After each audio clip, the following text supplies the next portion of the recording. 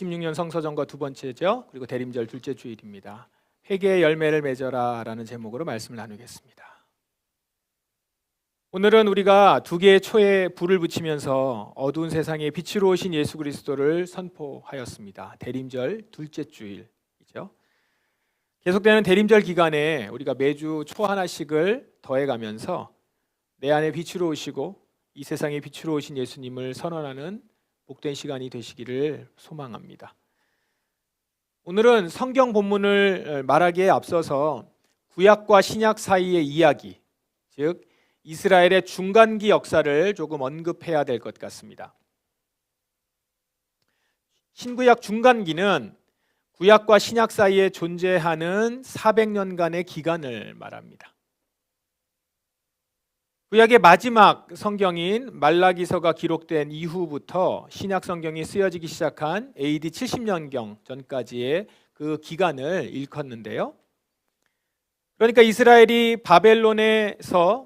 바벨론에게 망한 포로기부터 시작해서 페르시아 때의 귀환기를 거쳐서 헬레니즘 제국과 로마 제국에 의해 지배받던 전 기간, 이 기간을 말합니다. 이 기간에 생겨난 것이 바로 유대교였습니다. 유대교가 이때 생겨났고요.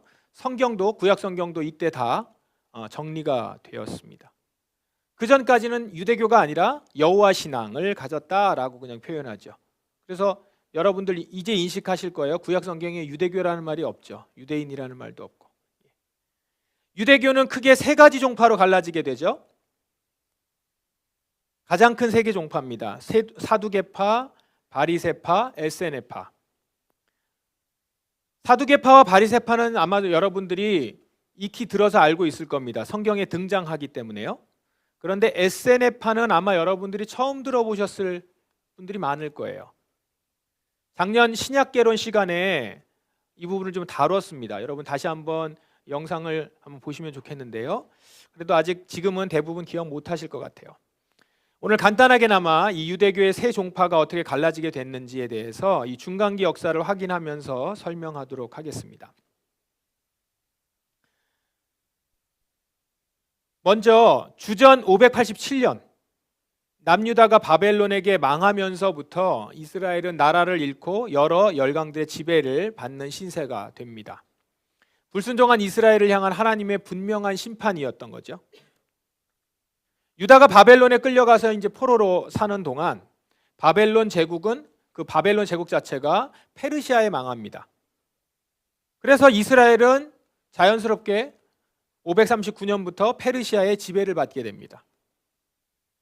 그러다가 기원전 333년부터는 페르시아도 헬레니즘 제국에 멸망하게 되죠. 마케도니아에 멸망하게 돼서 이제 헬레니즘 제국이 만들어지는데 이때 이스라엘은 이 헬레니즘 제국의 하나인 프톨레마이오스 왕조에게 지배를 받게 되고요.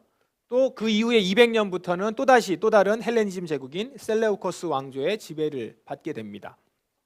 그러니까 거의 400년간 이 위에 있는 지배국이 바뀌면서 계속 이스라엘은 지배를 받게 되었던 겁니다.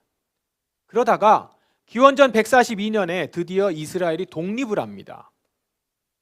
80년이라는 짧은 기간이긴 했지만 막강한 헬레니즘 제국의 군사력에 맞서서 이렇게 작고 열악한 유대가 이 독립을 쟁취할 수 있었다는 것, 참 놀라운 일이죠. 이때 세워진 왕조가 하스몬 왕가입니다. 유대인들은 이것은 하나님이 도우시지 않으면 될 수가 없는 일이다 이렇게 믿고 이날을 수전절, 하누카라고 하죠. 수전절로 지켰습니다. 독립한 날을요. 수전절은 예수님 당시에도 지켜지고 있었던 절기입니다. 하지만 그렇게 독립하는 것도 잠시고요. 이스라엘은 곧 다시 거대 로마 제국의 속국이 되어서 기원전 63년부터 편입이 됩니다. 그리고 마침내 대략 그 이후에 60년 정도 지난 시점에 세례 요한과 예수 그리스도가 탄생을 하게 됩니다. 자, 그럼 앞에서 언급한 이 유대교의 세 종파, 사두개파, 바리새파, 에세네파가 이렇게 분파로 나누어져서 생겨지게 된 것은 언제일까요? 바로 142년 하수몬 왕가 때입니다. 400년 이상 외세의 나라를 빼앗겼던 유다가 마침내 독립을 쟁취해서 하스몬 왕가를 세웠다고 했어요. 그런데 그렇게 어렵게 독립을 이뤘으면 국정을 잘 다스리고 다시금 이스라엘을 회복하는 쪽으로 갔어야 될 텐데 이 하스몬 왕가 세력들은 그만 권력의 눈이 멀었습니다. 그래서 해서는 안 될 짓들을 행하고 말아요. 이 왕좌를 차지하겠다고 피비린내 나는 사륙이 일어났고요. 급기야는 왕이 대제사장직을 겸하려는 심각한 죄를 저지릅니다. 이스라엘은 대대로 하나님이 대제사장을 세웁니다. 솔로몬 시대부터는 사독이 대제사장이 되어서 그 후로 쭉 사독 집안에서 대제사장이 나왔습니다. 그런데 이 하스몬 왕가가 집권을 하면서 자기들이 직접 왕도 하고 대제사장도 자기네들이 한 거예요. 완전히 권력의 맛이 간 그런 상황이죠.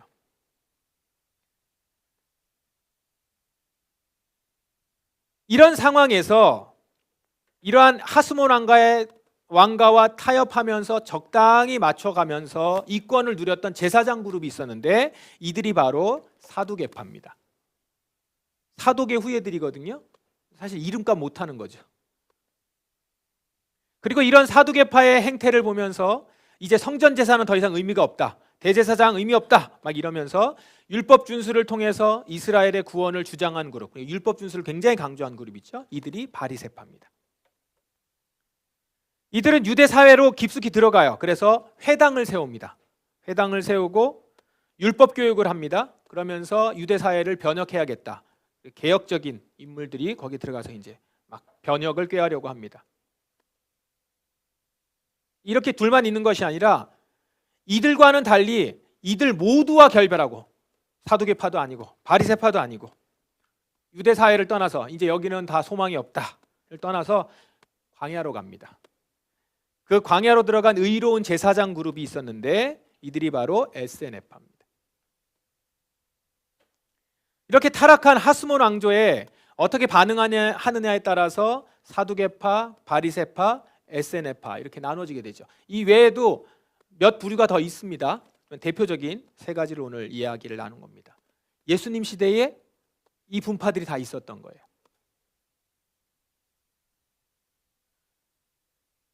예수님이 공생애를 시작하셨던 그 기원 후 30년경에 여전히 주요 분파로 건재합니다. 그러면 성경에는 왜 사두개파하고 바리새파는 나오는데 에스에네파가 등장하지 않을까? 궁금하실 수도 있는데요. 궁금하시죠? 궁금하셔야 됩니다. 예. 어떤 학자는 에스에네파는 나머지 두 유파에 비해서 모범적이었기 때문에 예수님과 충돌하지 않아서 등장하지 않았다라고 말하기도 하고요. 또 어떤 학자는 에스에네파가 광야에 은둔하고 살았으니까 예수님과 자주 접촉하지 않아서 성경에 나오지 않는 것이다 라고 설명합니다. 하지만 사실 명확한 이유는 아무도 모릅니다. 어쨌든 예수님 당시 사두개파는 하스몬 왕가를 비롯해서 그 후에 나타나는 로마 권력과 결탁을 해요. 그래서 대대로 부와 권력을 향유하는 귀족 지배계층이 됩니다. 대단히 현실적이었죠. 그리고 타협적이었어요. 그랬던 사두개파. 이 사두개파는 예루살렘 성전의 제사권을 장악했죠. 권력을 등에 업고 장악을 한 거예요. 그러면서 실질적인 부와 권력을 누리고 로마 권력 편에 서죠. 당연히 그럴 수밖에요. 그렇게 하다 보니까 이스라엘 민중을 억압했던 자들이 됐습니다. 바리새파 역시 예수님 당시에 유력한 유대 지배계층이었습니다. 처음에는 이들은 타락한 제사장들과 척을 지면서 성전 제사는 더 이상 의미가 없다 이렇게 주장하고 오직 철저한 율법 준수 이것만이 하나님의 새로운 대변혁을 준비하는 방법이다라고 믿으면서 경건에 힘썼던 자들입니다. 철저하게. 특히 부정한 것을 멀리하면서 정결, 11조 이런 계명들을 엄격하게 지켰고 금식, 구제 이런 것들을 열심히 했습니다. 그런데 문제는 자기들이 잘 지키고 남들을 교육하는 건 좋은데 자기들처럼 율법을 지키지 않는 사람들을 죄인으로 정죄를 해버리는 거예요. 그러면서 스스로는 의롭게 여기는 교만에 빠지게 되고 그렇게 되면서 다른 사람은 정죄하고 결국 하나님을 사랑하고 이웃을 사랑하라는 율법의 본질을 놓쳐버리게 되는 것이죠. 예수님이 이 부분을 많이 지적하시죠. 시작은 좋았어요. 그러나 점차 시간이 가면서 본질을 잃고 껍데기만 추구하게 된 것입니다. 반면에 경건한 자라고 하는 뜻을 가진 에세네파, 이들은 바리새인보다 더 단호하고 강경하게 경건을 추구했습니다. 이들은 아예 세속과의 관계를 단절하고 사막에 운둔하면서 수도 생활을 이어가요. 주로 작은 마을에 모여서 공동 생활을 하고 바리새인들보다 더 엄격하게 율법 준수하고 철저히 금욕 생활하면서 오실 메시아를 기다립니다. 이들의 눈에는 예루살렘 성전은 너무 더럽혀졌어요. 그래서 더 이상 거기는 하나님이 거하시는 곳이 아니다. 거기서 드리는 제사는 도리어 하나님께 욕이 될 뿐이다. 이렇게 봤습니다. 그리고 오히려 하나님을 참되게 믿는 자신들의 공동체가 하나님의 성전이라고 믿은 거예요. 그러면서 기도와 성경 공부, 율법 준수를 참 제사다, 예배다라고 인식하고 실천했던 겁니다. 이 에세네파 중 한 사람이 바로 오늘 본문에 등장하는 세례 요한입니다. 광야에서 외치는 자의 소리.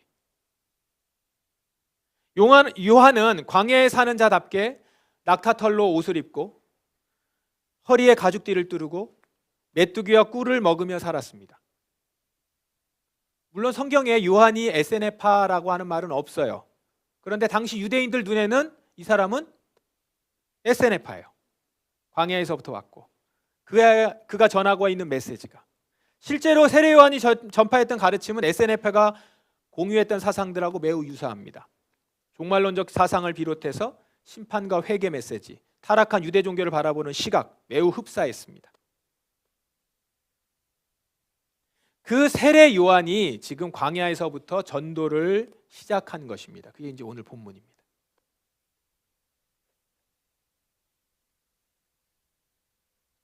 요한이 복음을 전하기 시작하자 예루살렘과 유대 지방, 요단강 주변 사람들은 난리가 났습니다. 왜냐하면 어느 제도권 종교에도 분파에도 속하지 않은 자가 범상치 않은 모습으로 나타나서 강력한 메시지를 좀 전하는 거예요. 낙타 털옷을 입었어요. 허리에 가죽띠를 두르고 메뚜기와 들꿀을 먹으면서 사는 모습, 그러면서 회개하라, 천국이 가까웠다 외치고 있어요. 돈과 권력이 지배하는 이들과는 전혀 상관없는 변방의 사람, 변방의 예언자였던 것이죠. 그 요한이 이렇게 선포합니다. 회개하시오, 하늘나라가 가까이 왔습니다. 회개하라고 해요. 왜 그렇습니까? 하늘나라가 가까이 왔다는 거예요. 하늘나라가 가까이 왔으니까 그 나라를 맞이하려면 회개를 해야 된다라는 거예요. 세례 요한은 지금 회개하지 않는 부정한 모습으로는 하늘나라를 맞이할 수 없다, 이 얘기를 지금 하고 있는 겁니다. 이런 그 말을 듣고 사람들이 모두 요한에게 나온 거예요. 그리고 그들은 진실되게 자신이 지은 죄를 고백하면서 요단강에서 요한에게 세례를 받습니다. 정결의식을 받은 거예요. 하나님 나라를 맞이하기 위해서 죄로 더러워진 자신의 마음을 정결하게 씻는 예식을 한 것이죠. 그런데 왜인지 바리새파 사람과 사두개파 사람들도 요한에게 찾아왔습니다. 왜 그랬을까요? 요한에게 세례를 받으러 왔대요. 그런데 이들은 나름 자신이 의로운 자라고 자부하는 자들이에요. 사두개파 계속 제사 드리면서 정결하게 하는 자들, 바리새파 율법을 준수하면서 정결하게 사는 자들. 그들이 지금 요한에게 와서 세례를 받으러 온 겁니다. 다들 오니까 여기도 온 거죠. 그러니까 이걸 보면 당시 세례 요한의 명성이 얼마나 대단했는지 알 수 있죠. 그런데 이 요한은 세례를 받으러 나온 지금 바리새인과 사두개인들에게 뭐라고 합니까? 독사의 자식들아 라고 일갈을 합니다. 사탄의 자식이라는 거죠. 요한은 왜 이들에게 이렇게 심한 말을 한 걸까요? 세례 요한은 이 사람들이 겉으로는 경건을 추구하는 것 같지만 사실 그들의 속은 오로지 권력사랑, 돈사랑, 이것으로 가득 찬 위선자다라는 것을 드러내려고 했던 겁니다. 말씀드렸듯이 바리새인들, 사두개인들, 이들은 당시 유대 사회의 종교적인, 정치적인 지도자들이었습니다. 이들로 구성된 유대의 최고 법정이 사네드린 법정입니다. 사네드린 법정의 구성원들은 주로 바리새인들과 서기관들이고 여기에 의장은 사두개파 사람이었습니다. 유대인들은 종교법하고 세속법을 구별하지 않아요. 그렇기 때문에 이 사네드린 의회 법정은 이스라엘의 민중의 일상생활을 통제할 수 있는 가장 최고 권력기관이 된 거죠. 그러니 사두개파 사람들, 바리새파 사람들의 권력이 얼마나 막강해 하겠습니까? 뿐만 아니라 사두개파 사람들은 자신들이 가진 권력을 계속 유지하기 위해서 로마의 권력자들과 늘 긴밀히 소통을 하면서 권력의 하수인 노릇을 한 것이죠. 권력만 독점했나요? 돈도 독점했죠. 특히 사두개인들은 제사장 그룹이잖아요. 당시 예루살렘 성전에서 드려지는 제사를 통해서 많은 부를 축적했습니다. 당시 유대인들은 성전에 제사를 드리러 올 때 제물을 직접 가져오지 않았죠. 성전 입구에서 돈을 주고 그 제물을 샀습니다. 가축을 샀어요. 편리를 위해서 이제 그렇게 했는데, 그리고 또 유대인들은 헌금을 할 때 헌금을 할 때나 성전세를 낼 때 그 동전을 내잖아요. 근데 동전에 로마 황제가 그려져 있는 로마 화폐로는 사용할 수 없었어요. 그걸로 성전에 낼 수는 없어요. 우상이기 때문에. 그래서 반드시 유대 화폐로 전환을 해야 됩니다. 환전을 해야 되는 거죠. 이 과정에서 대제사장들은 큰 부를 취했습니다. 가축을 파는 상인들이나 환전상들로부터, 환전상들은 수수료를 크게 떼어 먹겠죠. 그렇게 하면서 이들은 또 자기가 그 자리를 차지하려고 로비를 하겠죠.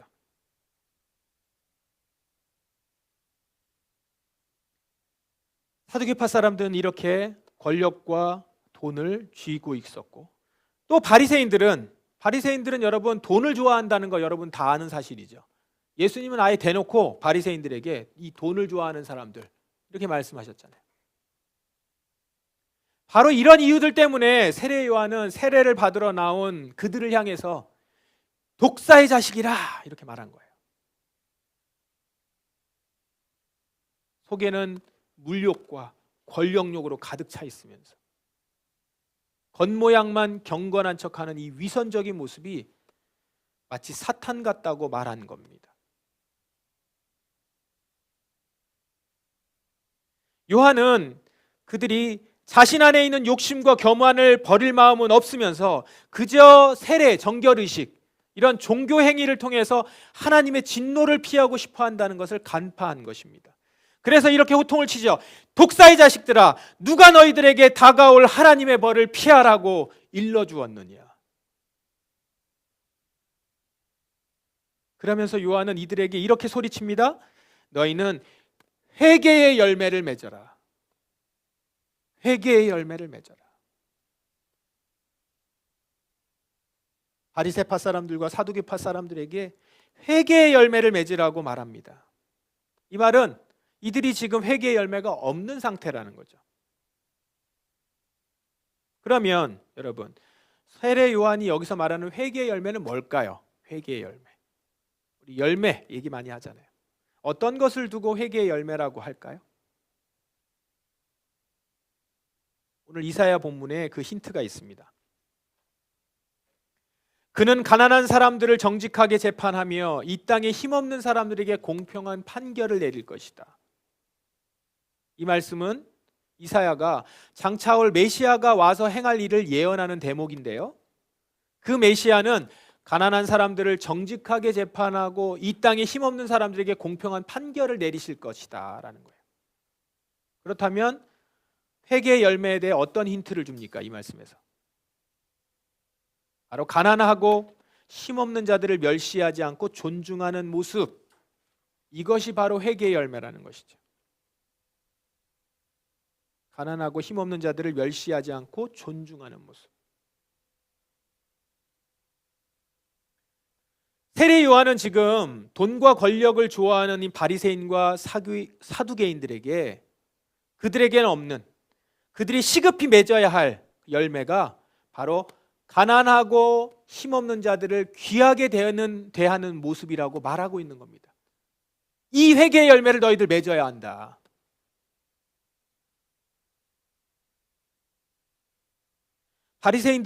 바리새인들이 율법을 강조하며 경건과 정결함을 추구했던 모습은 옳았어요.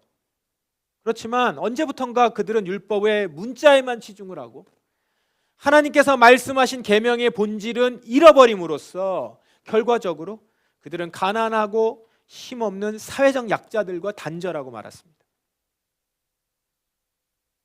오히려 그런 자들과 관계를 차단하니까 불편할 일도 없고 편하고 좋았던 것이죠.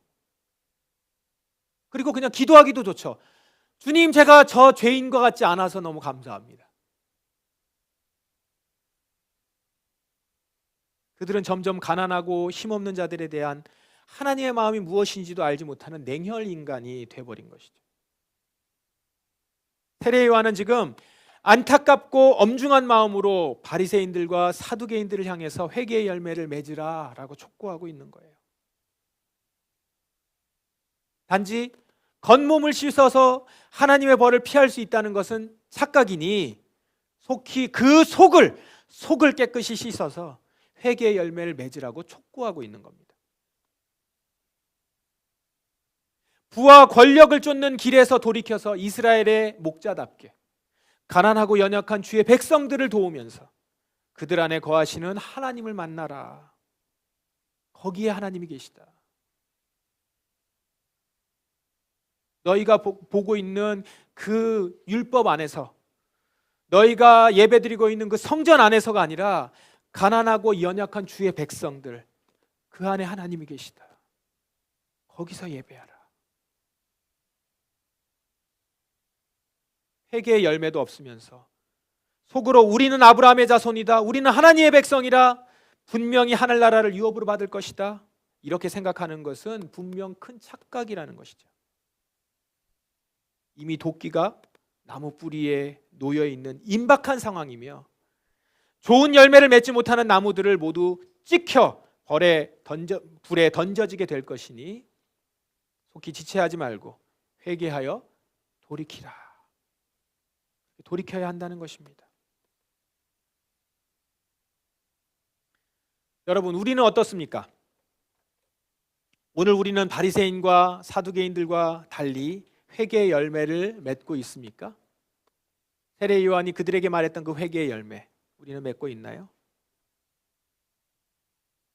회개는 했다고 하는데 실제 열매는 없고, 하나님을 믿는 성도라고는 하는데 실제로는 돈과 힘을 최고의 가치로 여기면서 그렇게 살아가면서도 나는 예수님을 믿는 하나님의 자녀이니 내 구원은 문제없다, 이렇게 안이하고 계시지는 않습니까? 가난하고 힘없는 자들을 선대하는 모습, 이 회개의 열매가 내게 있습니까? 이렇게 질문해 볼 수 있어요. 나는 평소 가난하고 능력 없고 사회적 이치가 변변치 않은 자들을 어떻게 대합니까? 혹시 그런 자들과는 만날 기회조차가 없이 나와 비슷한 경제적 상황과 사회적 위치에 있는 자들만 만나면서 불편한 상황은 아예 만들지 않는 모습이 우리들의 실상은 아닌지 모르겠습니다. 오는 21일에 우리가 고깃교회에서 성탄 음악회가 열립니다. 이번 음악회는 고공농성 해고 노동자들과 함께하는 음악회. 주제가 땅으로 오신 예수님, 하늘로 올라간 노동자. 한진중공업의 김진숙 노동자와 구미옵티컬 박정희 노동자를 초청해서 고공농성을 왜 하게 됐는지, 왜 고공으로 올라갈 수밖에 없었는지를 들으면서 우리 사회의 열악한 환경의 노동자들의 상황을 깊이 이해하고 공감하는 시간을 가지려고 합니다.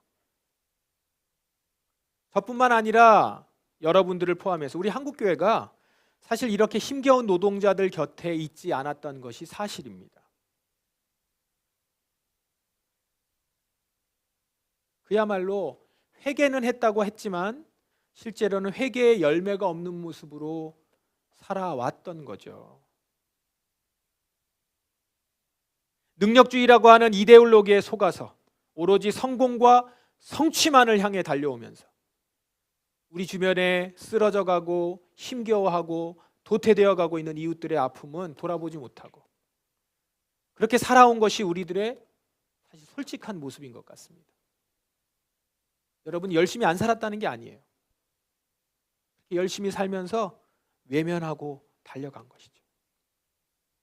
그도 그럴 것이 워낙 우리 사회가 신자유주의 경제체제라는 이 무한 경쟁 시대를 살아가면서 남을 돌아볼 여유도 없이 나 살기 바쁜 이 사회적 분위기 영향도 컸을 겁니다. 그러나 그렇다고 해서 세례 요한의 이 외침이 우리에게 예외가 될 수 없을 겁니다. 우리는 반드시 회개의 열매를 맺어야 합니다. 왜냐하면 좋은 열매를 맺지 못하는 나무들은 모두 찍혀 불에 던져지게 될 것이기 때문입니다. 그러면 우리는 어떻게 열매를 맺을 수 있어요? 가난한 사람들을 찾아가고 돕는 행동들을 더 많이 하면 되나요? 아니요. 그 전에 진실된 회개가 필요합니다. 진실된 회개. 이 마음으로부터 진실되게 회개해야 해요. 행동을 바꾸는 것이 먼저가 아니라 내 속마음부터 진정한 회개가 일어나야 한다는 것이죠.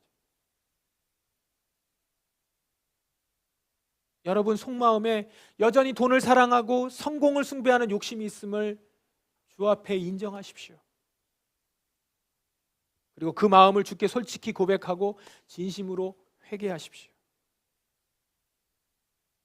요단강에서 많은 사람들이 자신들의 죄를 고백하고 물로 자기 죄를 씻었듯이 여러분들은 예수 그리스도의 보혈로 여러분의 마음의 죄를 깨끗이 씻으시길 바랍니다. 그렇게 회개의 세례를 받을 때 비로소 여러분들에게 회개의 열매는 맺히게 될 것입니다. 돈과 성공을 사랑하는 마음을 씻어낼 때 자비와 긍휼의 하나님께서 그 빈자리에 임재하실 것입니다. 가난한 자들을 귀히 여기시고 힘없는 자들을 억누르는 자들을 멸하시는 정의의 하나님께서 그 빈자리에 찾아오실 것입니다. 그때 우리는 자연스럽게 이리와 어린 양이 평화롭게 살며 표범이 새끼 염소와 함께 눕는 그 나라의 백성답게 약자들의 선한 이웃이 되어 함께 살아가는 기뻐하는 자들이 될 것입니다.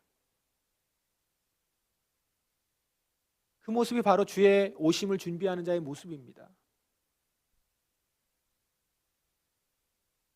이번 한 주도 회개의 열매를 맺음으로 소망의 대림절 둘째 주를 보내시기 바랍니다.